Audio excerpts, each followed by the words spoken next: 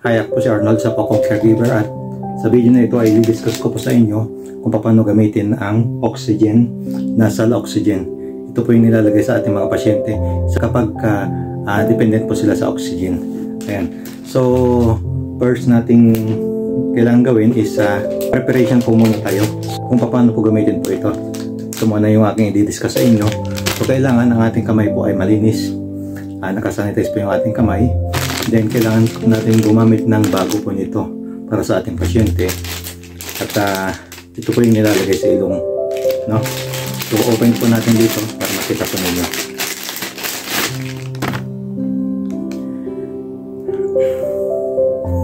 Ito po ay nilalagay dito.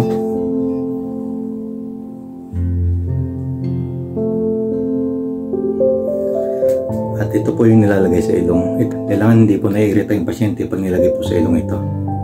Dito naman po tayo sa oxygen.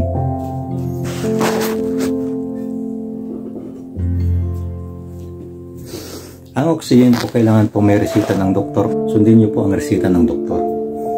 So open lang po natin itong gauge po dito.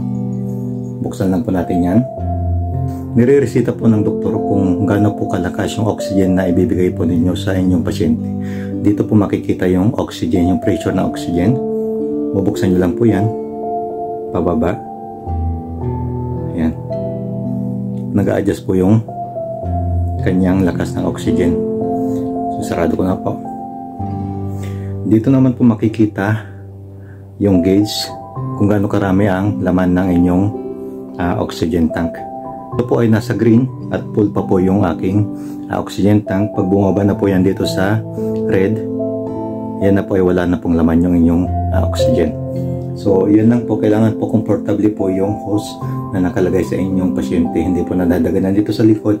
Ito po ay nakapatong sa tainga. Nakapatong po sa tainga ito, tapos ito po yung isusuksok nyo. Ito po yung isusuksok ninyo sa ilong ng pasyente. May mga pagkataon na yung pasyente parang napapagod o parang nalulunod. Tanggalin niyo muna yung yung nasa ilong niya. Tapos sa kanya po ibalik po. Ayan. Kung paano naman po linisin yung hose na nilalagay po sa ilong niya, pwede niyo pong ibabad yun sa maligam-gam na tubig na mayroong sabon na walang amoy. Yung parang sabon ng sanggol yan. Walang amoy. Ibabad niyo po ng ilang minuto para matanggal po lahat ng mga pwedeng magbara doon. Kailangan po ay araw-araw po nililinis yung hose na nilalagay po sa ilong ng pasyente ninyo. Lagi niyo pong i-check yung hose. Baka may butas or natupi or marumi sa loob. Pwede pong palitan yan. Pinapalitan po yan every 2 weeks or as recommended by doctor. Pag-share na lang po ang video na ito para mas marami pong makapanood. Ang susunod ko pong i-discuss sa inyo ay yung isang uri po ng oxygen na sinasaksak po sa kuryente. Para makita nyo rin po yung pagkakaiba ng dalawa. Dito naman po tayo. Ito naman po yung sinasaksak sa kuryente. Ito naman po, ito yung unang diniscuss ko sa inyo, yung oxygen tank. So, ito po ay sinasaksak sa kuryente.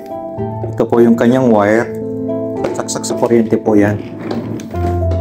At nandito pa rin yung hose niya para sa ilong. Ito po yung nilalagay sa ilong. Nakakonekta po yan dito. Nakakonekta po yan dito. At ito pong baso na ito ay nilalagyan po ng tubig. Malinis na tubig po. At least kalahating tubig lang po ang ilalagay po ninyo dyan.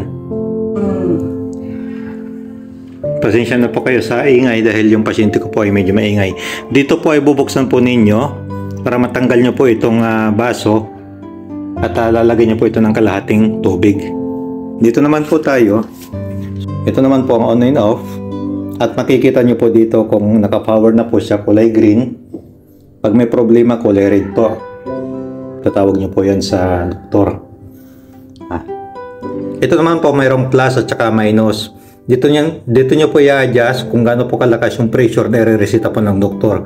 Mas mataas po pag plus, mas mahina po pagka minus. So I hope na nakatulong ang video na ito. Lalong-lalo na sa mga kababayan ko na gustong pasukin ang industriya ng caregiving. Pakisave na lang po ang video na ito at or pakishare na lang po sa inyong timeline. Maraming salamat po guys at see you on my next vlog.